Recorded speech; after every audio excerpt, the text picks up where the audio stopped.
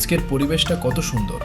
ঠান্ডা ঠান্ডা বাতাস বইছে, গাছের পাতাগুলো নরমভাবে দুলছে, পাখিরা কত মিষ্টি সুরে ডাকছে।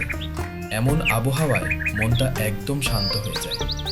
মনে হচ্ছে যেন পুরো প্রকৃতি আমাদের হাসি মুখে স্বাগত জানাচ্ছে। শান্তি। ওম শান্তি। ওম শান্তি। ওম শান্তি। ওম শান্তি। বাবা, তোমাকে এখানে একা বসে থাকতে দেখছি। প্রকৃতির মাঝে বসে থাকলে মন শান্ত হয়, তাই না?